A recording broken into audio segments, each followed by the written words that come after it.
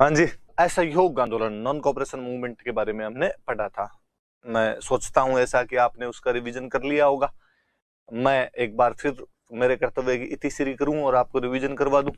तो हमने पढ़ा था कि 1 अगस्त 1920 को उधर तिलक की मृत्यु होती है, इधर गांधी जी अपना नॉन कॉपरेशन मूवमेंट शुरू कर देते हैं। और गांधी जी ने कहा कि सरकार के तमाम पक्षों का बहिष्कार किया जाएगा। हम सरकार के स्कूलों में, सरकार के कोर्ट में, सरकार के फंक्शंस में, सरकार के टाइटल्स में, सरकार की जो नॉन पेमेंट वाली नौकरियां हैं वो इन सब का बहिष्कार करेंगे, विदेशी वस्तुओं का बहिष्कार करेंगे, उपाधियों का बहिष्कार करेंगे। और गांधी जी ने कहा मेरे पास जितने टाइटल है अंग्रेजी सरकार के मुंह पे मारता हूं मैं। और कहा मैं नहीं, जमनालाल बजाज अपने राय बहादुर की उपाधि और छोड़ रहे हैं। और कांग्रेस को और कहा कि कांग्रेस वालों तुम बताओ तुम्हारा क्या प्लान है। कांग्रेस ने अपना सेशन बुलाया, स्पेशल सेशन बुलाया कलकत्ता के अंदर। लाला लाजपत राय उसके अध्यक्ष थे सितंबर 1920 में। और गांधी जी ने प्रस्ताव रखा है सहयोग का, लेकिन सीआर दास ने उसका विरोध किया। लाला लाजपत राय ने विरोध किया। सीआर दास चाहते थे कि चुनाव में तो भाग लेना चाहिए, चुनाव का बहिष्कार क्यों किया जाए। लाला लाजपत राय चाहते थे कि बच्चे स्कूल तो जाएं, स्कूल का क्यों बॉयकॉट किया जाए। लेकिन अली बंधुओं मोहम्मद अली और शौकत अली खिलाफत आंदोलन वाले गांधी जी का सहयोग कर रहे थे, मोतीलाल नेहरू सहयोग कर रहे थे, और गांधी जी प्रस्ताव पास करवाने में सफल हो गए। दिसंबर में कांग्रेस का स्पेशल सेशन, रेगुलर सेशन हुआ नागपुर में। वी राघवाचारी उसके अध्यक्ष थे। इस बार सीआर दास को गांधी जी ने पटा लिया। सीआर दास ने प्रस्ताव पेश किया, प्रस्ताव वापस पारित हो गया।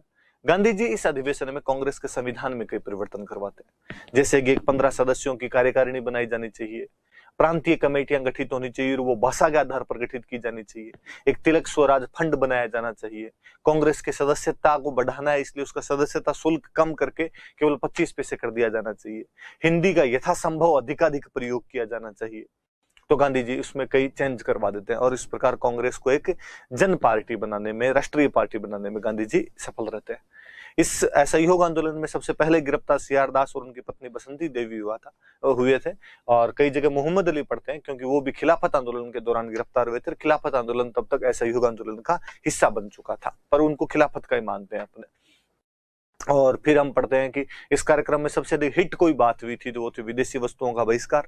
मैंने बताया था कि 1920-21 में जो 1 अरब 2 करोड़ रुपए का विदेशी वस्त्रों का जो आयात किया गया था, वो 1921-22 के अंदर घटकर केवल 57 करोड़ पर आ गया था, तो आधे से कम पे लेके आ गए थे। एक और चीज जो इस कार्यक्रम में नहीं थी लेकिन फिर भी बहुत ज्यादा हिट हुई, वो थी ताड़ी की दुकानों पर धरना। ताड़ी एक शराब होती है जो यूपी बिहार में मिलती है, उसकी दुकानों पर धरना दिया गया, क्योंकि गांधी जी अपने रचनात्मक कार्यक्रमों में नशा मुक्ति की बात भी किया करते थे।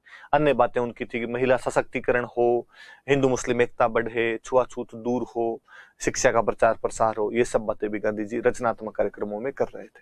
दिसंबर 1921 का अधिवेशन अहमदाबाद में हुआ। हकीम अजमल खान उसके अध्यक्ष थे और कहा गया कि अब वो समय आ गया कि हम सरकार को टैक्स देना भी बंद करेंगे, सविन्य अवज्ञा आंदोलन चलाया जाएगा, हम अवज्ञा करने शुरू करेंगे।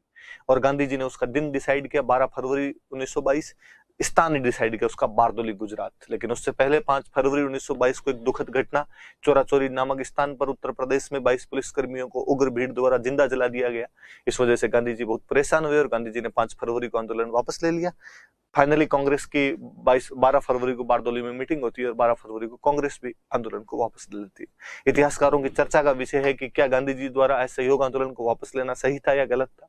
हम उसके पक्ष में तर्क देते हैं और हम कहते हैं सही था, क्योंकि आंदोलन अपने लक्ष्य से भटक चुका था, गलत था, नेतृत्व के पास में पहुंच चुका था, असामाजिक तत्व आंदोलन के अंदर शामिल हो गए थे।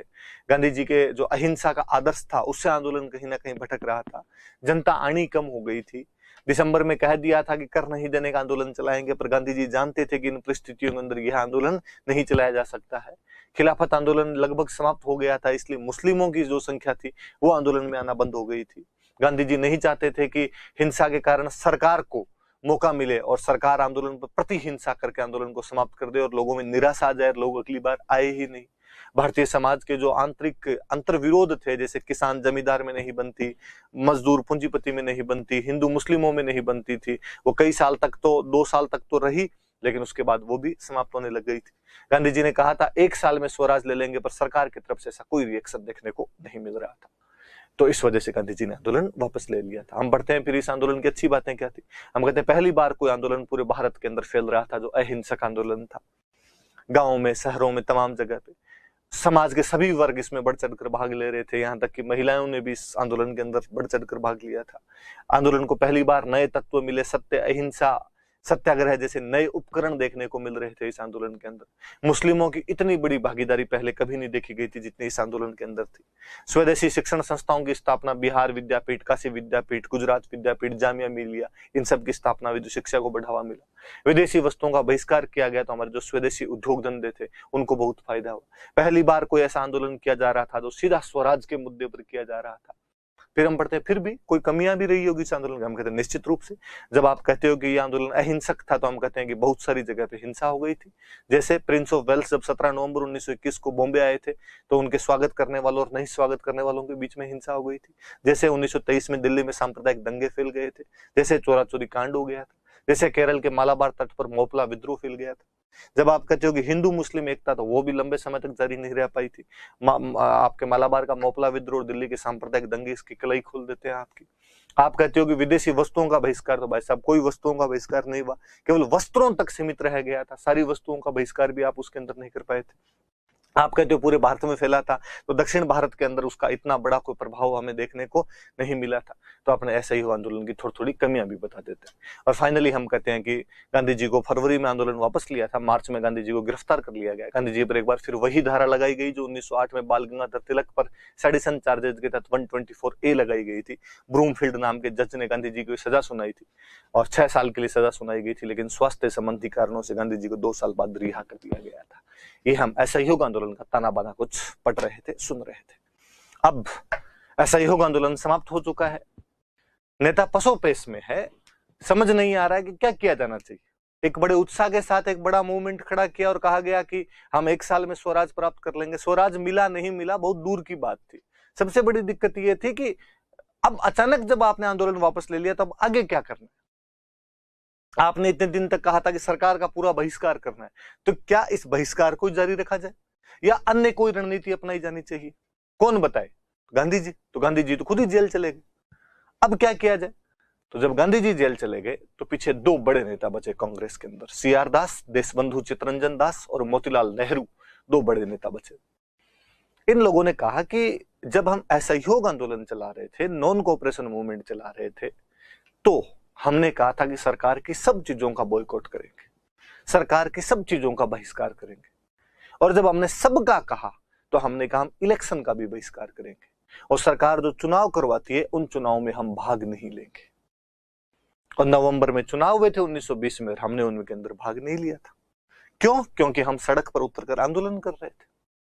लेकिन अब जब सड़क का आंदोलन सुना हो गया है, सड़क का आंदोलन समाप्त हो गया है, तो हमें 1923 में वापस चुनाव है नवंबर में, और इन चुनावों के अंदर अपने को भाग लेना चाहिए। और इन चुनावों के अंदर भाग लेके अपने को संसद के अंदर जाना चाहिए और वहां अंग्रेजी सरकार जो बुरे बुरे कानून लेके आती है, जो गलत गलत बिल लेके आती है, उनका विरोध करना चाहिए। कुल मिला के असहयोग आंदोलन में जो चुनावों के बहिष्कार की नीति थी उसको चेंज करना है, अपने को चुनाव में भाग लेना है। 1922 में गया में अधिवेशन हुआ कांग्रेस का, दिसंबर में अधिवेशन होते थे, गया के अंदर कांग्रेस का अधिवेशन हुआ।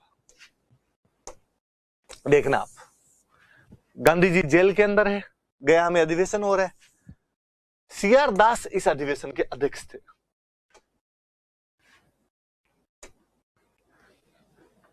CR दास जो थे वो इस अधिवेशन के अध्यक्ष। गया अधिवेशन, गया बिहार के अंदर जगह, गया में सारे गए और वहां पर अधिवेशन रखा। अधिवेशन में CR दास, चित्तरंजन दास उसके बने अध्यक्ष। मोतीलाल नेहरू उस अधिवेशन CR दास उसमें अध्यक्ष बने, कांग्रेस के अध्यक्ष हुआ करते थे। मोतीलाल नेहरू महामंत्री हुआ करते थे, जनरल सेक्रेटरी टाइप का अधिकारी हुआ करता था, वो हुआ करते थे। अब CR दास खुद ही अध्यक्ष है, तो CR दास ही ये चाहते थे, CR दास और मोतीलाल नेहरू दोनों ये चाहते थे कि चुनाव में भाग लेना चाहिए। दोनों बड़े वकील थे, असहयोग आंदोलन के दौरान अपनी वकालत छोड़ चुके थे। CR दास अपने कलकत्ता का और मोतीलाल नेहरू अपने इलाहाबाद के उस आलीशान भवन को देश के नाम समर्पित कर चुके थे। देश में बड़ी प्रतिष्ठा थी, कांग्रेस में बड़ी प्रतिष्ठा थी दोनों नेताओं को, और उनको लगा कि गांधी जी वैसे ही जेल चले गए, अपने वैसे ही बड़े नेता हैं, तो अपने प्रस्ताव रखते हैं और प्रस्ताव में कहते हैं कि चुनाव में भाग लेना चाहिए। और CR दास तो पहले चुनाव में भाग लेने के पक्ष में हुआ करते थे, तो प्रस्ताव रखा उन्होंने कि चुनाव के अंदर भाग लेना चाहिए। और जैसे उन्होंने प्रस्ताव रखा CR दास ने कि चुनाव में भाग लेना चाहिए अपने को, गांधी जी के जो भी चमचे थे, गांधी जी के जो भी समर्थक थे, उनका नहीं, बापू कह के गए हैं कि चुनाव में भाग नहीं लेना तो नहीं लेना। बापू की बात लो की लकीर है। तुम कौन होते हो जो कहोगे कि चुनाव में भाग लेंगे? सीआर दास ने कहा बैठ जाओ रे, तुम्हारा बापू जेल के अंदर है, अब इधर अपनी डुगडुगी बजेगी, अपने जो कहेंगे वैसे होगा। हो हल्ला मचा तो कहा वोट करवा लो, वोट।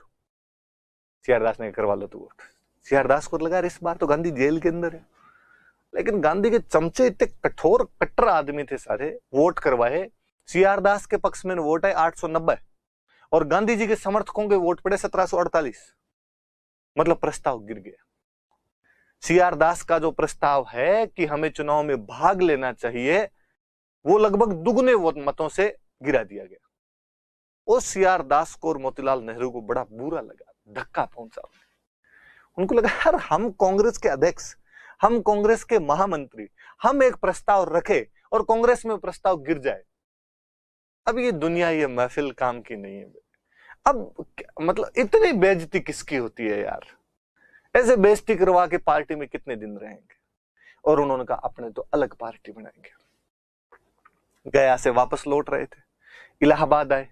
इलाहाबाद में मोतीलाल नेहरू जी रहा करते थे। उनका, मोतीलाल नेहरू का नहर के किनारे घर हुआ करता था, इसलिए टाइटल नेहरू है। इलाहाबाद में नहर के किनारे ये लोग रहा करते थे, तो टाइटल वहां से नेहरू पड़ गया इनका।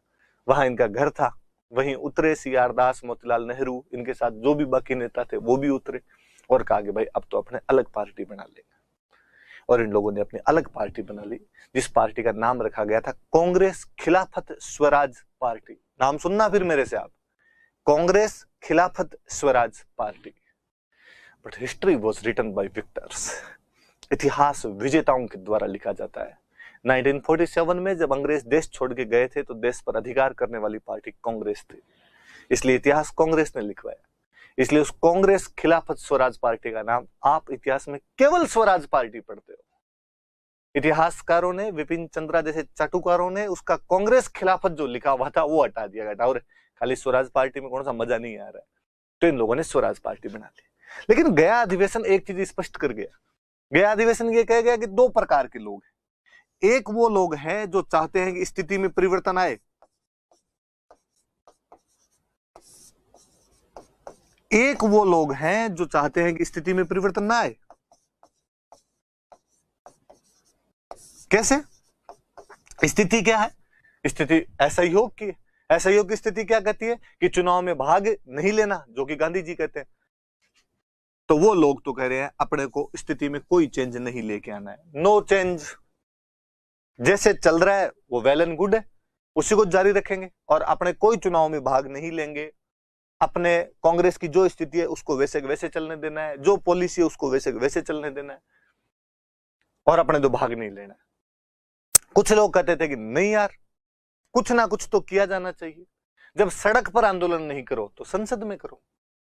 जब हम संसद में नहीं कर रहे थे तो सड़क पर कर रहे थे। लोहिया जी की बहुत अच्छी लाइन है कि जब सड़कें खामोश हो जाएगी तो संसद आवारा हो जाएगी।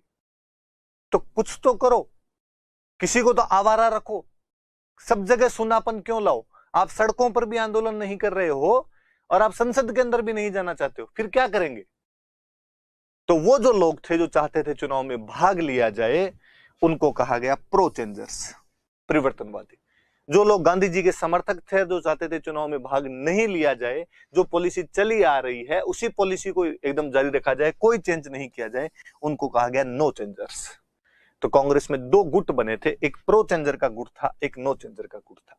और ये जो प्रो चेंजर वाले थे, इन्हीं लोगों ने बाद में स्वराज पार्टी बनाई थी। जो चेंज करना चाहते थे, जो चुनाव में भाग लेना चाहते थे, उन लोगों ने बाद में स्वराज पार्टी गठन कर लिया था। कौन लोग थे, क्या आइडियोलॉजी थी एग्जैक्टली, वो थोड़ी सी हम और पढ़ते हैं कि गया अधिवेशन में कांग्रेस दो भागों में बंट रही है, परिवर्तनवादी और अपरिवर्तनवादी। जिस प्रकार 1907 का सूरत अधिवेशन नरम दल और गरम दल में कांग्रेस को तोड़ रहा है, यहाँ पर वो प्रो चेंजर्स और नो चेंजर्स में कांग्रेस को तोड़ रहा है। क्या क्या आइडियोलॉजी थी इनकी, क्या है वो देखते हैं अपने। गांधी जी के समर्थकों का प्रस्ताव गिर गया और कांग्रेस दो गुटों में विभाजित हो गई। एक थे प्रो चेंजर्स और एक थे नो चेंजर्स। देखते हैं इनके बारे में अपने। नेता थे प्रो चेंजर्स के नेता सीआर दास, देशबंधु चित्तरंजन दास उनके नेता हुआ करते थे। फोटो आपके सामने, आप भी सीआर दास साहब की फोटो देखिए। एक परिवर्तनवादी प्रो चेंजर्स की बात करते हैं। मुख्य नेता कौन कौन है? CR दास है, मोतीलाल नेहरू है, लाला लाजपत राय। लाला लाजपत राय वाला गुट तो वैसे ही पहले CR दास के साथ ही था और उसमें बहिष्कार के, स्कूलों के बहिष्कार के खिलाफ था। मदन मोहन मालवीय हिंदू टाइप के नेता है, ये वैसे ही कांग्रेस की पॉलिसी से थोड़े नाराज ही रहते थे। विठल भाई पटेल, वल्लभ भाई पटेल के भाई हुआ करते थे, वो भी इनकी तरफ आ गए। ये कुछ लोग हैं जो परिवर्तनवादी है, जो ये चाहते हैं कि चुनाव में भाग लिया जाए, जो ये चाहते हैं कि कांग्रेस की नीतियों में परिवर्तन किया जाना चाहिए, जो ये चाहते हैं कि असहयोग आंदोलन के दौरान जो नीतियां अपनाई गई थी उन नीतियों को छोड़कर अब नई नीतियों की तरफ हमें बढ़ना चाहिए। ये उनके नेता याद करना थोड़े। अब इनकी आइडियोलॉजी क्या, इन लोगों की विचारधारा क्या है? मैंने बताया इनके अनुसार हमें अपनी नीति बदलनी चाहिए। कौन सी नीति? जो नीति कहती है कि हम हर चीज का बहिष्कार करेंगे और हर चीज में चुनाव को भी शामिल करती है। तो हमें चुनाव में शामिल नहीं होने की जो नीति थी या चुनाव के बहिष्कार की जो नीति थी वो हमें बदलनी चाहिए और हमें चुनाव में भाग लेना चाहिए। We should support election, we should join election, की हमें चुनाव में भाग लेना चाहिए, हमें चुनाव का समर्थन करना चाहिए और विधानमंडल में सरकार की गलत नीतियों का विरोध करना चाहिए। चुनाव लड़ेंगे तो संसद में पहुंचेंगे, संसद में जाएंगे तो वहां लेजिस्लेचर में, विधानसभा में जितनी भी सरकार की गलत नीतियां उनका विरोध तो करेंगे। वरना यदि हमने चुनाव में भाग नहीं लिया तो ये तो है नहीं चुनाव होंगे नहीं। चुनाव तो होंगे कि भाई आज भी कह दे कि भाई देश के अंदर चुनाव हो रहे हैं और कांग्रेस कह दे भाई मैं चुनाव के अंदर भाग नहीं लूंगी, तो क्या चुनाव नहीं होंगे? होंगे। भले बीजेपी वाले अकेले खुद ही लड़ लो, सामने थोड़े बहुत को निर्दलीय खड़े हो जाएंगे, जीत जाएंगे। तो कोई जीत के तो कोई ना कोई चला गया। अब यदि कांग्रेस भले हार गई हो, कम जीती हो, लेकिन संसद के अंदर तो है, बीजेपी कोई गलत नीति लाती तो उसका विरोध तो कर सकती है, जनता को बता तो सकती है उसके बारे में। वरना तो वो अपने हिसाब से नाचेंगे, अपने हिसाब से अपनी पॉलिसीज लेके आएंगे। तो उन लोगों ने कहा कि हमें नीति बदलनी चाहिए, चुनाव में भाग लेना चाहिए, विधानमंडल में सरकार की जो भी गलत नीतियां हैं उनका हमें विरोध करना चाहिए। फिर उनका यह कहना था कि यदि हम चुनाव में भाग नहीं लेंगे तो कोई ना कोई तो लेगा। ये तो है नहीं चुनाव रद्द हो जाएंगे, चुनाव तो होंगे, कोई ना कोई तो चुनाव के अंदर भाग लेगा और जो कोई चुनाव में भाग लेंगे वो अपने विरोधी होंगे। गलत लोग विधानमंडल के अंदर जा सकते हैं, कोई खड़ा होगा तो फिर कोई खड़ा हो जाएगा उसमें, अपने विरोधी भी खड़े हो सकते हैं, वो विधानमंडल में जाएंगे और वो विधानमंडल में जाएंगे तो चूंकि वो अपने विरोधी है तो अंग्रेजों के समर्थक होंगे। अंग्रेजों का समर्थक यदि विधानमंडल में गया तो अंग्रेजों के गलत बिल का भी समर्थन कर देगा, गलत बिल का समर्थन कर देगा तो वो बिल पारित हो जाएगा। तो वापस अपने पर तो दोहरी मार पड़ेगी अपने आप में। न तो हम चुनाव के अंदर भाग लिए, न हम विधानमंडल में पहुंचे, उल्टे दूसरे लोग चले गए और उन लोगों ने अपनी लंका लगा के रख दी वहां पे। इसलिए भाई साहब प्लीज अपनी नीति चेंज करो, चुनाव के अंदर भाग लो। ये कौन कह रहे हैं? ये परिवर्तनवादी कह रहे हैं। परिवर्तनवादी कौन है? जो चुनाव में भाग लेने के समर्थक है। ये बातें तो उनके द्वारा की जा रही है। अब अपरिवर्तनवादी क्या करें? जो गांधी जी वाले समर्थक है वो क्या करें? जो चाहते हैं कि असहयोग आंदोलन की जो नीति है वही जारी रखी जाए। नीति क्या है? चुनाव के बहिष्कार की, वो नीति जारी रखा जाए। वो कौन लोग है, वो क्या चाहते हैं, उनके बारे में पढ़ते हैं। नेता पढ़ते हैं राजगोपालाचारी। गांधी जी के शुरुआत में सबसे खास राजगोपालाचारी ही हुआ करते थे और अक्सर लोग मानते थे कि गांधी जी के अगले पॉलिटिकल सक्सेसर कोई होगा, राजनीतिक उत्तराधिकारी यदि गांधी जी बनाएंगे तो चक्रवर्ती राजगोपालाचारी को बनाया जाएगा। मद्रास के बड़े नेता जो राजा जी के नाम से प्रसिद्ध थे, इन्हें ही बनाया जाएगा। पर बाद में जवाहरलाल नेहरू ने गांधी जी के थोड़ी पैरों की पूजा ढंग से की होगी, उनके पैर वेर ढंग से दबाए होंगे, तो गांधी जी ने कई साल बाद कहना शुरू कर दिया कि मुझे मेरा उत्तराधिकारी जवाहर के अंदर दिखता है। तो राजगोपालाचारी धीरे धीरे साइड लाइन हो गए थे। हालांकि बाद में राजगोपालाचारी को हमारे देश का गवर्नर जनरल बनाया गया था और अंतिम गवर्नर जनरल थे, उसके बाद राष्ट्रपति बनने शुरू हुए थे। पर बाद में इनकी पटरी बैठी नहीं थी श्री राजगोपालाचारी की, नेहरू जी के साथ भी। और श्री राजगोपालाचारी ने उस समय अपनी अलग पार्टी बना ली थी, स्वतंत्र पार्टी। 1952 के चुनाव में स्वतंत्र पार्टी चुनाव लड़ी थी। अपने राजस्थान के अंदर तो बड़ा प्रचार प्रसार भी था स्वतंत्र पार्टी का। अपने राजस्थान के जितने राजा महाराजा थे वो सारे स्वतंत्र पार्टी के साथ जुड़े हुए थे, राजगोपालाचारी के साथ जुड़े हुए थे। लेकिन कांग्रेस इतनी ज्यादा पॉपुलर थी कि देश में सब जगह कांग्रेस ही जीत के आई थी। धीरे धीरे स्वतंत्र पार्टी का अस्तित्व अपने आप समाप्त हो गया था। पर यदि किसी ने 11वीं क्लास की एनसीईआरटी देखी हो तो उसमें स्वतंत्र पार्टी का घोषणा पत्र देखना 1952 का, जीव सोरा हो जाता है। तब बेहतरीन घोषणा पत्र था। भारत 1991 में जिन एलपीजी को लागू कर रहा था, जिन सुधारों को लागू कर रहा था, आप देखेंगे कि 1952 के अंदर सी राजगोपालाचारी उसी प्रकार से सोच रहे थे। मुझे लगता है काश कांग्रेस वैसी नीतियां अपना पाती, काश सी राजगोपालाचारी सरकार के अंदर रहते, काश स्वतंत्र पार्टी उस समय सत्ता के अंदर आ जाती, तो जिन आर्थिक सुधारों को 1991 में किया गया था, शायद उन आर्थिक सुधारों की एक प्रक्रिया 1952 के अंदर शुरू हो जाती। 1991 तक जिस लाइसेंस राज को, जिस परमिट राज को हम देखते रहे कि सीमेंट के कट्टे खरीदने के लिए भी एमएलए से अनुमति लेनी पड़ती थी, सिलेंडर गैस का जो था वो भी नहीं मिला करता था, स्कूटर और पंखा लेने के लिए भी सरकार से अनुमति लेनी पड़ा करती थी, उन सब चीजों पे तो कम से कम खात्मा लगता। जिस व्यक्तिगत स्वतंत्रता की बात हम करते हैं, जिस आर्थिक स्वतंत्रता की बात हम करते हैं, राजगोपालाचारी के दिमाग के अंदर उसका खाका, उसका ताना बाना 1952 के अंदर था। बड़े अच्छे लीडर हुए हमारे देश के, पर काश से इतिहास नहीं चलता, इतिहास वही है जैसा हो गया हो। Doctor Rajendra Prasad, Judith brown बेचारी कह के गई थी कि सब कॉन्ट्रैक्टर है, सारे उप ठेकेदार है, तो ये तो गांधी जी की तरफ रहने थे। मुझे ये आदमी बड़े जोरदार लगते हैं यार। ऐसे कैसे हो सकता है? तुम्हारे भैया उधर है, तुम इधर हो, विठल भाई पटेल उधर परिवर्तनवादियों के अंदर, वल्लभ भाई पटेल इधर, सोनिया गांधी उधर, मेनका गांधी इधर। मतलब अपने दोनों हाथ में लड्डू रखने, अपने भाई भाई सब पार्टियों के अंदर रहेंगे, कोई बात नहीं है। तो वल्लभ भाई पटेल इधर, वल्लभ भाई पटेल ने कहा अपने बापू की चले। विठल भाई पटेल ने कहा तुम्हारा बापू बांग खाया हुआ रहता है, चलता कुछ ही बोल देता है, खुद जेल चला गया, पीछे तुमको झुंझुना पकड़ा के चला गया है। वल्लभ भाई पटेल ने कहा बापू के खिलाफ में जो बापू कहेंगे वैसे किया जाएगा। तो ये नो चेंजर है आपके। इनकी आइडियोलॉजी क्या है, ये क्या कहते हैं, क्या कहेंगे? ये गांधी जी के समर्थक थे, मैंने बता दिया आपको। इनके अनुसार हमें अपनी नीति में बदलाव नहीं करना चाहिए। क्यों बदले? जो है वो एकदम सही है। चुनाव का बहिष्कार ही करेंगे हम तो, और हमें चुनाव में भाग नहीं लेना चाहिए। क्योंकि अब इनका क्या रीजन है भाई, चुनाव में क्यों नहीं भाग लेना चाहिए? क्योंकि चुनाव में भाग लोगे इसका मतलब तुम सरकार के कानून मानते हो। भाई चुनाव की प्रक्रिया किसने बनाई? सरकार ने। 1919 का एक्ट और 1919 के एक्ट के तहत होगा। इसका मतलब तुम 1919 के एक्ट से सहमत हो, इसका मतलब तुम सरकार से सहमत हो। और जब सरकार से सहमति हो, फिर किस बात का आंदोलन चला रहे हो, फिर किस बात का विरोध करोगे? तो हम सरकार की गलत नीतियों का विरोध नहीं कर पाएंगे। यार फिर ये तो अपने आप में सरकार से सहमत होना हो गया। वरना हम तो कहते हैं कि सरकार जो 1919 का एक्ट लाई है वही गलत है, हम तो कहते हैं सरकार जो चुनाव करवा रही है वही गलत है, और हम तो कहते हैं कि ये सरकार होती कौन है चुनाव करवाने वाली? हम हमारे चुनाव खुद करवाएंगे, हम स्वराज लेकर आएंगे। इसलिए भाई साहब अपने को इनमें पढ़ना ही नहीं है। इनके अंदर जो जाएगा वो तो सरकार का समर्थक हो जाएगा, उसको तो सरकार की बातें माननी पड़ेगी, उसको सरकार की तरफ जाना पड़ेगा। फिर वहां तुम जाओगे, वहां जाने के बाद में 1919 के एक्ट में कहा गया है कि कुछ भारतीयों को भी मंत्री बनाया जाएगा। तुम जीत के जाओगे तो मंत्री तुम्हारे में से बनेंगे, सारे तो बनेंगे नहीं, कुछ बनेंगे। कुछ कौन बनेगा? जो अंग्रेजों की परिक्रमा ढंग से करके आएगा वो बनेगा। तो तुम आपस में कुत्ता फजीती कराओगे, तुम आपस में लड़ोगे। मैंने 1919 के एक्ट के अंदर अधिनियम के विरोध में जो बातें बताई थी, उनमें एक बात मैंने बताई थी कि एक्ट के विरोध में कहा गया था कि भारतीयों में मंत्री बनने का कंपटीशन पैदा हो जाएगा और हमारे राष्ट्रीय आंदोलन का कहीं ना कहीं उससे डिक्लाइन होगा। वो वापस वही बात कर रहे थे कि तुम यार मंत्री बनने के लिए लड़ोगे, आपसी एकता खत्म कर दोगे, प्लीज यार क्या पड़ा है चुनाव में भाग नहीं लेना। तो मंत्री बनने के लिए भारतीयों में प्रतिस्पर्धा होगी, जो कि राष्ट्रीय आंदोलन को अस्वीकार है कहीं ना कहीं। फिर तो उन्होंने कहा अरे ठीक है, तुम्हारी बात मान ली, पर तुम ये बताओ कि करना क्या है? तो न तुम्हें असहयोग आंदोलन चलाना, वो भी तुम्हें वापस लेना है, न तुम्हें चुनावों के अंदर भाग लेना है, तो क्या करें?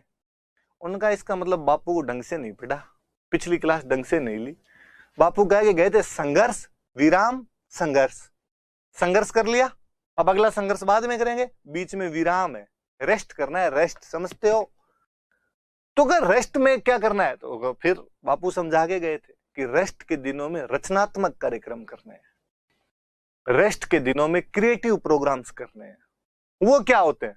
गांव गांव जाएंगे, हिंदू मुस्लिमों की एकता बढ़ाएंगे, छुआछूत को दूर करेंगे, महिलाओं का सशक्तिकरण करेंगे, एजुकेशन को बढ़ावा देंगे, खादी को बढ़ावा देंगे, हिंदी को बढ़ावा देंगे, सामाजिक सुधार करेंगे।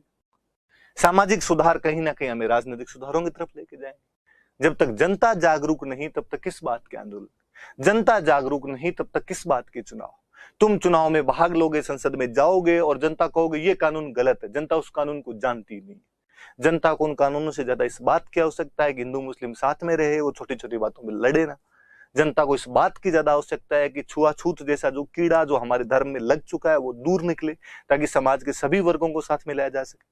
जनता को इस बात की अधिक आवश्यकता है कि वो पढ़े और महिलाओं को भी आगे लेके आए, कि समाज का जब तक एक भी तबका राष्ट्रीय आंदोलन से बाहर रहेगा तब तक जागृति नहीं आएगी। जागृति नहीं आएगी तो हम आजादी प्राप्त नहीं कर पाएंगे।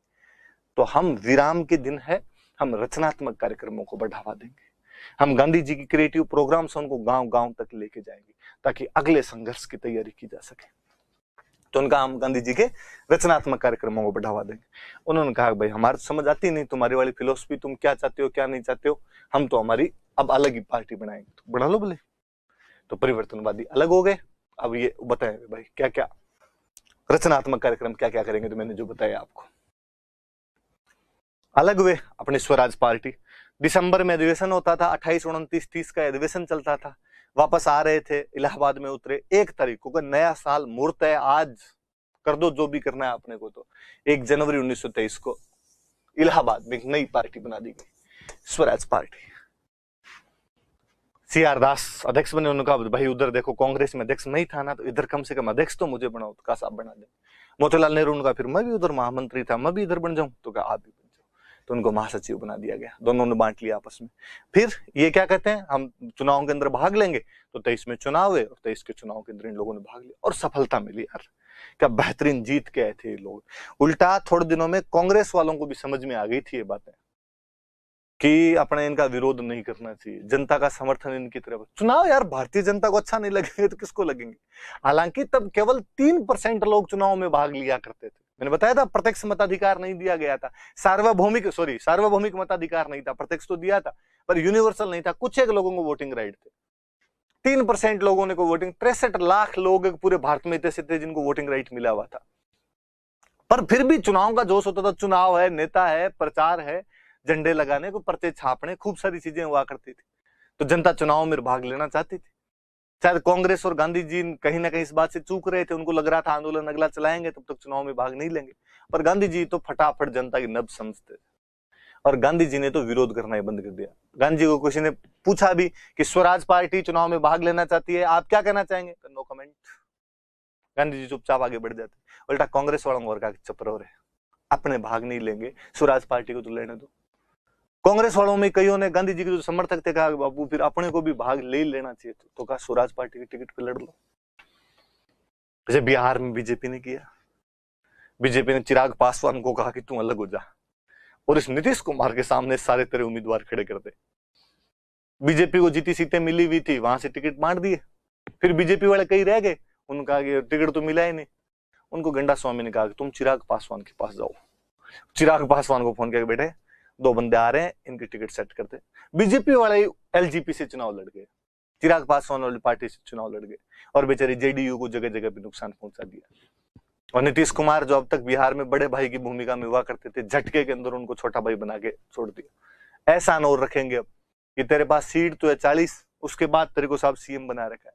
वैसे भी बीजेपी के जो भी गठबंधन वाले सहयोगी रहे, बीजेपी ने उनको इतना बुरी तरीके से मारा है बाद के अंदर कि पानी पीने लायक नहीं बचे हैं।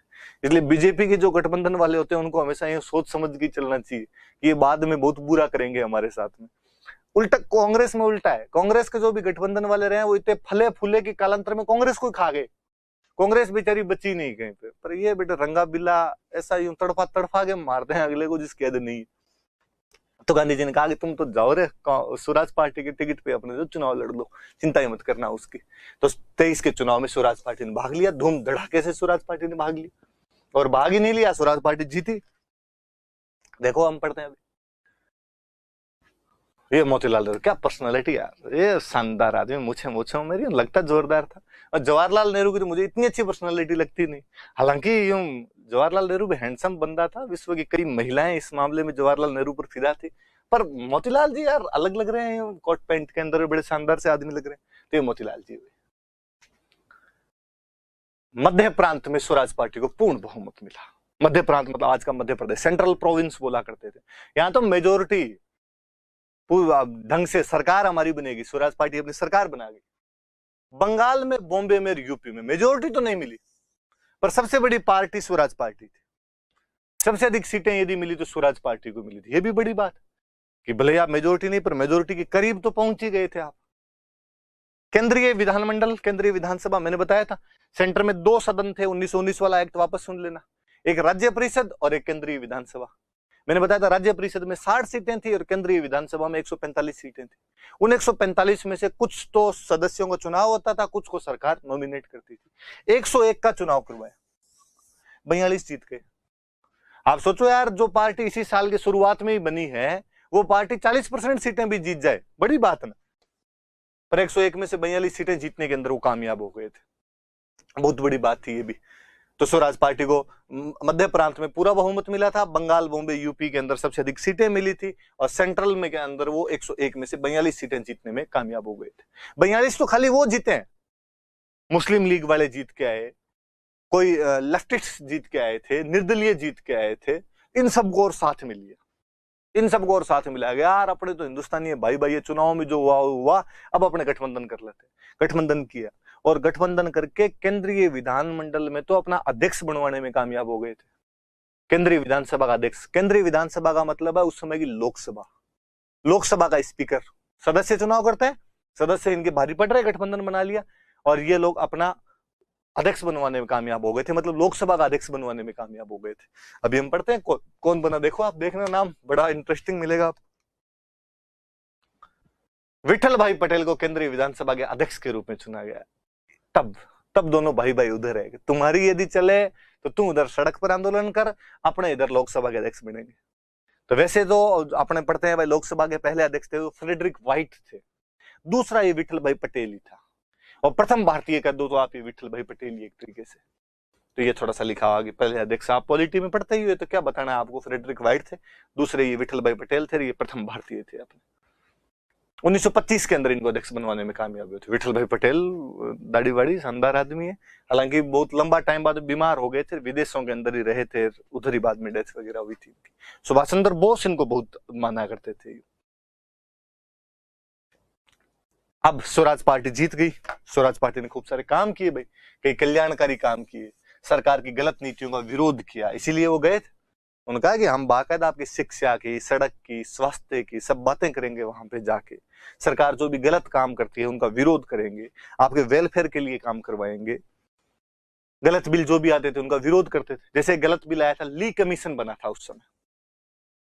ली कमीशन ये कहता था कि हायर पोस्ट पे, इंडिया में जो भी हायर पोस्ट है उन पे एलिट क्लास इंडियन होने चाहिए, उच्च जाति के भारतीय होने चाहिए, अपर कास्ट के लोग ही हायर पोस्ट पे जाएंगे। गलत है, इसका मतलब आप जाति के आधार पर पोस्ट दे रहे हो, फिर योग्यता का तो मतलब ही क्या निकला अपने आप में। और फिर ऊंची जाति के लोग हैं तो ऊंचे पदों पर जाएंगे, फिर बाकियों को मौका ही कब मिलेगा, उनके पास पहले से प्रिविलेज है, आप उनको और प्रिविलेज कर रहे हो। स्वराज पार्टी विरोध करती है कि तुम्हारे लीग कमीशन को बर्खास्त किया जाए, इसकी सिफारिशों को नहीं माना जाए। उधर 1919 का एक्ट लाए थे और 1919 के एक्ट के अंदर कहा दिया गया था कि प्रांतों में, प्रोविंसेस के अंदर 2 प्रकार के विषय होंगे, एक रिजर्व सब्जेक्ट होंगे, एक ट्रांसफरेबल सब्जेक्ट होंगे, एक आरक्षित विषय होंगे और एक हस्तांतरित विषय होंगे। और हमने देखा था कि किस प्रकार आरक्षित और हस्तांतरित विषयों को अवैज्ञानिक तरीके से, अनसाइंटिफिक तरीके से उनको बांट दिया गया था, इसलिए उनमें आपस में हर बार क्लेश की स्थिति रहती थी। इसलिए इसको दूर करने के लिए कि ये क्लेश की स्थिति नहीं है, द्विवेद शासन की वजह से जो भी विवाद है, इनको दूर करने के लिए उन्होंने कमेटी बनाई, मूडीमैन कमेटी, कि कमेटी जैसी कहेगी वैसे मान लेंगे। स्वराज पार्टी वालों ने कहा हम द्वैध शासन का ही विरोध करते हैं, ये डायरकी रूल खत्म किया जाए। तुम कहते हो कि डायरकी रूल की वजह से जो भी डिस्प्यूट है उनको मूडीमैन कमेटी देख लेगी, तो सबसे बड़ा डिस्प्यूट खुद डायरकी रूल है, इसलिए तुम्हारे डायरकी रूल को भी खत्म किया जाना चाहिए। तो उन्होंने ली कमीशन का विरोध किया, जो ली कमीशन कहता है कि ऊंची नौकरियों में ऊंची जाति के भारतीय हो। उन्होंने मूडीमैन कमेटी का विरोध किया, जो कि डायरकी रूल के डिस्प्यूट दूर करने के लिए बनाई गई थी। उन्होंने कहा नहीं, कोई डिस्प्यूट नहीं, ये खुद ही डिस्प्यूट, इसको खुद को खत्म किया जाए। ट्रेड डिस्प्यूट बिल का विरोध किया, कहा गया कि उद्योगों में मजदूर हड़ताल नहीं कर सकते, फिर तो साहब जो पूंजीपति होगा वो अपनी मर्जी से चलाएगा, जो पूंजीपति होगा वो अपनी मर्जी से जो मजदूर है उन पे अत्याचार करेगा। अब हड़ताल क्यों की जाती है? मजदूर अपने हक के लिए 8 घंटे काम करेंगे, 10 घंटे काम नहीं करेंगे, 60 रुपए डेली के नहीं लेंगे, 80 रुपए डेली के लेंगे। और आपने जब कह दिया कि आप हड़ताल का तो अधिकार है ही नहीं, तो अगला 60 क्यों 40 देगा? अगला 10 घंटे क्यों अगला 12 घंटे काम करेगा? तो ट्रेड डिस्प्यूट बिल के अंदर सारे अधिकार पूंजीपतियों के पक्ष में दिए जा रहे थे, मजदूरों के पक्ष में कुछ ही नहीं था। ट्रेड में जब डिस्प्यूट हो, उद्योगों में यदि कोई डिस्प्यूट की स्थिति है, वैसे ट्रेड का मतलब व्यापार होता है, पर बेसिकली उद्योगों के लिए था कि जब भी डिस्प्यूट की स्थिति आए तो उद्योगपति के पास में ज्यादा पावर होगी। ये बिल ये कहता है। स्वराज पार्टी विरोध करती है कि गलत, ये सब नहीं होना चाहिए। बिल लेके public safety bill, Rowlatt act का अगला भाग मान लो आप, किसी भी व्यक्ति को शक के आधार पर गिरफ्तार किया जा सकता है, क्योंकि ये वो दौर था 1925, 26, 27 का, जब ये भगत सिंह, चंद्रशेखर आजाद, भगवती चरण बोहरा जैसे क्रांतिकारी युवक देश में हिट होते जा रहे थे। इनको कैसे पकड़ा जाए? तो एक बिल ही लेके आ गए कि पब्लिक की सुरक्षा के लिए यदि हमें लगता है कि फलाना आदमी पब्लिक की सुरक्षा को खतरा है, पकड़ के अंदर डाल दो। मोतीलाल नेहरू ने कहा ये भारत की गुलामी का विधेयक नंबर 1 है। आप वापस भारत की गुलामी को और मजबूत करना चाहते हो। आप जो कहते हो भारत को ग्रेजुअली स्वशासन देंगे, वो तो बहुत दूर की बात है। आप चाहते हो हम जंजीरों में और जकड़ जाए। तो मोतीलाल नेहरू ने तो इस अधिनियम को गुलामी का विधेयक नंबर 1 बताया था, बिल नंबर 1 बताया था कि तो गुलाम करने की साजिश है। तो पब्लिक सेफ्टी बिल का विरोध किया, गलत बात है, तो गलत बात का विरोध करना ही था। तो स्वराज पार्टी हर गलत बिल का विरोध करती है, याद रहेगा।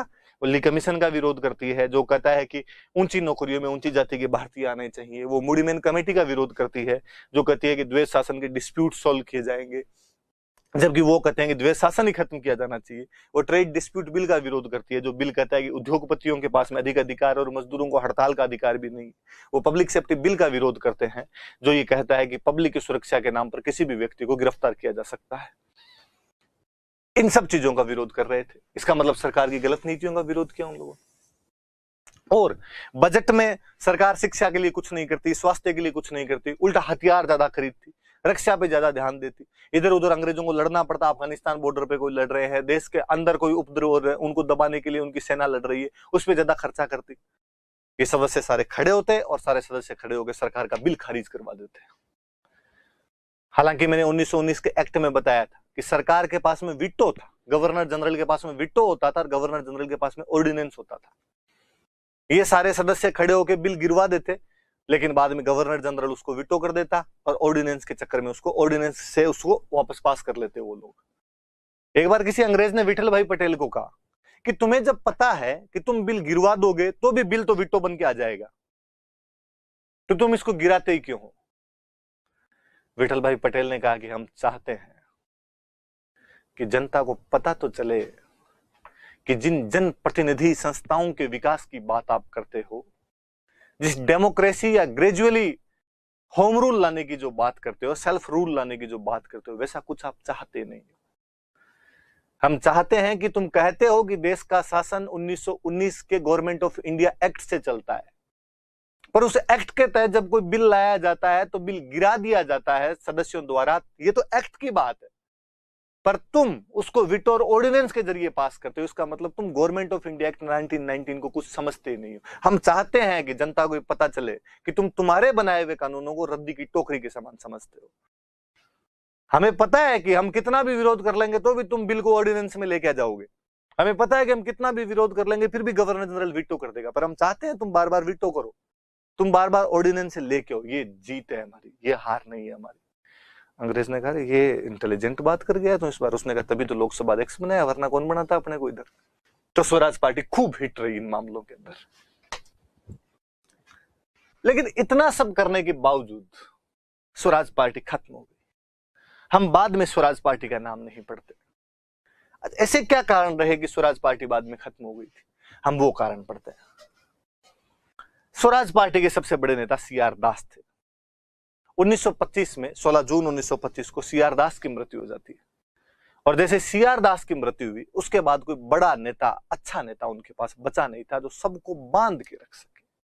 मोतीलाल नेहरू, लाला लाजपत राय सब अच्छे नेता रहे होंगे, पर वो जो एकजुट करने वाली बात थी सबको, वो अब उन नेताओं के अंदर नहीं थे। उल्टा मोतीलाल नेहरू पर तो ठीक वैसे ही आरोप लग रहे थे जैसे आज भी राहुल गांधी या अन्य गांधी परिवार पर लगते हैं। ये लोग गाय का मांस खाते हैं, ये लोग शराब पीते हैं। ये जनमानस की भावना बन जाती है कई बार। गांव का ठेठ बूढ़ा ठाडा आदमी जो टीवी अखबार भी नहीं देखता है, उसको भी कहीं ना कहीं ये है कि अरे ये सोनिया गांधी, राहुल गांधी, ये सब है, ये तो गाय का मांस खाने वाले लोग हैं, और गाय के मांस खाने वाले को तो वोट नहीं दिया जाए। मोदी को किसी ने नहीं देखा होगा, पर दूर दराज तक है कि नवरात्रि करता है। अपन ने किसने देखा कि करते हैं कि नहीं करते हैं, या नवरात्रि करते हैं उसमें क्या खाते हैं क्या नहीं खाते हैं, पर वो माहौल पूरा बनाया, नारियल का पानी पीते हैं बस खाली, इसके अलावा कुछ नहीं पीते। भले कोई मशरूम खाओ, भले कोई सेंजरे के परांठे खाओ बना बना के, लेकिन बातें वैसी की वैसी आती है। तो मोतीलाल नेहरू के बारे में भी वैसी बातें थी, इसलिए वो पार्टी चला नहीं सकते थे। लाला लाजपत राय और मदन मोहन मालवीय तो पार्टी छोड़ के चले गए थे, क्योंकि लाला लाजपत राय और मदन मोहन मालवीय थोड़े प्रो हिंदू टाइप के आदमी थे, सीआर दास थोड़े सेकुलर टाइप के आदमी थे, और मोतीलाल नेहरू तो सेकुलर से बाहर जाने वाला सा आदमी था थोड़ा, कि थोड़े ज्यादा ही यूं सेकुलर हो जाया करते थे, इसलिए जमीनी आपस के अंदर स्वराज पार्टी का पतन होना ही था। नेतृत्व विहीन हो गई, ढंग का लीडर नहीं मिला। स्वराज पार्टी ने विधानमंडल में सरकार की गलत नीतियों का विरोध किया था, जन कल्याणकारी कार्य भी किए थे, लेकिन उन्हें जनता तक नहीं पहुंचा पाए। हमने वहां बैठ के क्या किया है, यदि वो जनता को पता नहीं चले तो जनता का समर्थन आपके साथ कितने दिन रहेगा। मैं हमेशा कहता रहता हूं कि दिल्ली का सर्वाधिक विकास यदि किसी ने करवाया तो शीला दीक्षित ने करवाया। उनके 3 कार्यकाल दिल्ली के इतिहास में स्वर्ण अक्षरों के अंदर लिखे जाने चाहिए। आप जब गुड़गांव में घुसते हो और उसके बाद दिल्ली तक का पूरा रास्ता आप ओवरब्रिज, लगातार पुल पे पुल है, आप दिल्ली पहुंच जाते हो। वरना पहले कहते हैं कि जब तक शीला दीक्षित सीएम नहीं थी, या वो जो शीला दीक्षित का रास्ता उससे पहले जब ये ओवरब्रिज नहीं हुआ करते थे, तो गुड़गांव से दिल्ली जाने के अंदर 5-5 घंटे के जाम लग जाया करते थे। दिल्ली के अंदर घुसने के बाद का रास्ता और ध्रुव हो जाया करता था। शीला दीक्षित ने उन सबको खत्म किया, बहुत अच्छे काम किए, लगातार 3 कार्यकाल भी वो इस वजह से आई। लेकिन तीसरे कार्यकाल के टाइम तक शायद वो जो अपने अच्छे काम थे उनको जनता तक पहुंचा नहीं पाई, जनता को बता नहीं पाई कि मैंने आप लोगों को लिए क्या क्या किया। और उधर अरविंद केजरीवाल जैसे घाघ चतुर आदमी आ चुके थे जो ये बताने में सफल रहे कि शीला दीक्षित ने दिल्ली को बर्बाद कर दिया। वरना मुझे हमेशा 2 सरकारों का हमेशा बहुत बुरा लगता है कि एक तो अशोक जी की जो पिछली गवर्नमेंट थी 2008 से 2013 वाली गवर्नमेंट जो थी, मुझे अच्छे काम किए नहीं किए बात दूसरी है, पर उसने इतने बुरे काम तो नहीं किए थे कि जनता उसको 21 सीटें दे, लेकिन केवल 21 सीटों पे लाके खत्म कर दिया था कांग्रेस को। अशोक जी भी शायद अपने अच्छे कामों को जनता तक पहुंचा नहीं पाए थे। 2013 मोदी के उभार का साल था और जनता उस वेव के अंदर बह के उधर वोट देगी, कांग्रेस को सिमटा के रख दिया था पूरी तरीके से। जरूरी नहीं कि आप अच्छे काम करो, उसे जनता तक पहुंचाना और ज्यादा जरूरी है। ये रंगाबिला आजकल इस बात को बहुत ढंग से समझे हुए कि काम करो नहीं करो जनता तक तो हम पहुंचा ही देंगे, जनता तक तो केवल अच्छा ही पहुंचेगी। अपने आप में जनता खुश होती है उन चीजों से, आपका काडर बढ़ता है, आपका वोट बैंक बढ़ता है। स्वराज पार्टी यहां हिल गई थी कहीं ना कहीं। आप अपनी अच्छी बातें यदि प्रेजेंट नहीं कर पाओगे, जो दिखता है वो बिकता है। आप अच्छा काम कर रहे हैं, इससे ज्यादा जरूरी है काम करता हुआ दिख रहा है या नहीं दिख रहा है। नहीं दिखा स्वराज पार्टी का, स्वराज पार्टी फ्लॉप होनी थी, स्वराज पार्टी खत्म होनी थी।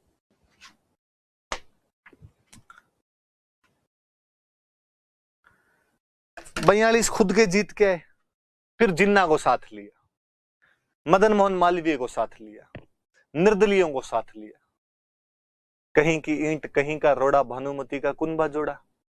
भिन्न भिन्न विचारधाराओं के लोग, अलग अलग विचारधाराओं के लोगों को आप एक साथ कैसे रख सकते हो। मदन मोहन मालवीय जैसा प्रो हिंदू और मुस्लिम लीग के कट्टर मुस्लिम सदस्य एक साथ कैसे निभा करेंगे। स्वराज पार्टी के कट्टर सदस्य और वो कांग्रेस वाले जो स्वराज पार्टी के नाम पर लड़ गए थे, या वो कांग्रेस वाले जो निर्दलीय लड़के आ गए थे, वो परिवर्तनवादी रहे, परिवर्तनवादियों को एक साथ कैसे रख पाओगे आप लिबरल्स को और लेफ्टिस्ट को एक साथ कैसे रख पाओगे। तात्कालिक लाभ देखते हुए सब उस गठबंधन में शामिल हो गए थे, लेकिन थोड़े दिनों के अंदर ही अपनी जो नोचने की प्रवृत्ति थी उसको छोड़ नहीं पाए थे और आपस में लड़ने लग गए थे। इसलिए भी स्वराज पार्टी सफल नहीं हो पाई थी कि उसका गठबंधन जो था वो बहुत अलग अलग प्रकार के लोगों को लेकर बना लिया गया था। और वो गठबंधन कभी भी सफल नहीं हो सकता था। वो मैं यूपी वाला जो उदाहरण देता हूं कि आप समाजवादी पार्टी और बहुजन समाजवादी पार्टी गठबंधन कैसे कर सकती है? तमाम उम्र वो लोग आपस के अंदर लड़ते रहे हैं, उनका काडर पूरा आपस के अंदर लड़ता रहा है, और आप अचानक उस काडर को कहते हो कि एक ही सिंबल को यहां पर समर्थन करना है। यूपी वाले चुनावों के अंदर, लोकसभा चुनाव में बहुजन समाज पार्टी के कार्यकर्ताओं ने तो फिर भी उस सिंबल पर वोट दे दिए थे।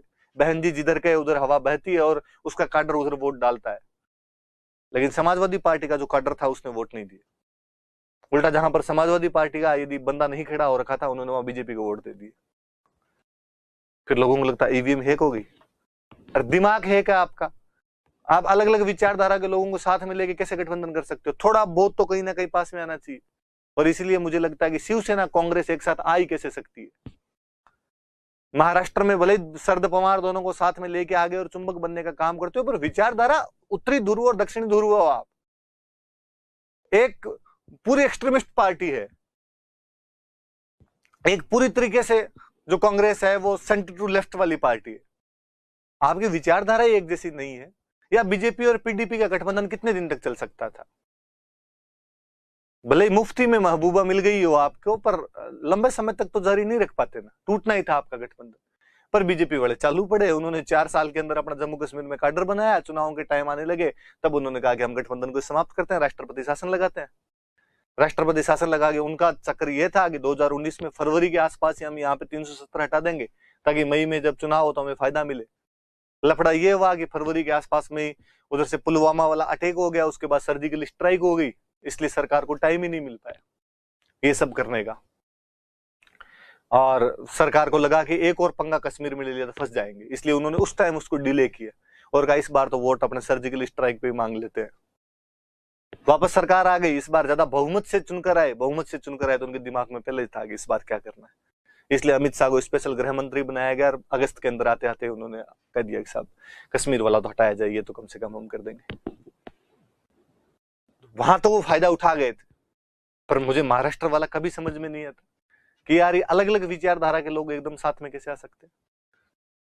पर आजकल भारत में एक अलग सी लहर काम कर रही है, मोदी विरोध के नाम पर अलग अलग विचारधाराओं के लोग ही साथ में रहते हैं। मैं तो बड़ा हैरत में पड़ता हूं कि भारत के सेकुलर लोग, धर्मनिरपेक्ष लोग शिवसेना को अच्छी पार्टी बता देते हैं। अरे जिनका पूरा सिस्टम, जिनका पूरा उदय उत्थान तुमको गालियां निकालते हुए बीता है, तुम केवल मोदी विरोध के नाम पे उनके पक्ष में खड़े हो, ये तुम्हारी कलई खुलती है। तुम आज दिन तक कहीं ना कहीं अपने विचारधारा के दम पे तो टिके हुए थे, उस नाम पे तो जाने जाते थे। तुम यार उसको ही साइड में कर गए। तुम शिवसेना के तो कैसे समर्थक हो सकते हो? ये बीजेपी से ज्यादा घोर हिंदूवादी पार्टी रही है। तुम्हारा बीजेपी का विरोध इस मामले में रहता है कि वो साहब हिंदू हितों की तरफ ज्यादा देखती है, तो वो तो पूरी तरीके से वो ही रहे हैं। महाराष्ट्र से दक्षिण भारतीयों को निकालने के लिए शिवसेना बनी थी। तुम लोग भारत में अनेकता में एकता की बात करते हो और शिवसेना कहती है कि महाराष्ट्र में केवल मराठी रहेंगे, तो तुम्हारे अनेकता में एकता की तो बत्ती जला देते हैं वो लोग। पर ऐसे गठबंधन देखने को मिलते हैं, पर ऐसे गठबंधन तात्कालिक लाभ के लिए होते हैं, लंबे समय तक नहीं चल पाते, उनको एक ना एक दिन टूटना ही होता है। ऐसा स्वराज पार्टी के साथ भी हुआ था। और क्या कमियां रही इनकी? वही मंत्री बनने के लिए स्वराज पार्टी वाले आपस में लड़ ली, वो कहे मैं मंत्री बनूं, वो कहे मैं मंत्री बनूं, तो आपस में इनमें लड़ाइयां हुआ गई थी। फिर चूंकि इतिहास कांग्रेस ने लिखवाया, तो कांग्रेस एक लाइन तो लिखवाती, उसने कहा स्वराज पार्टी का पतन क्यों होगा, हम साथ नहीं थे।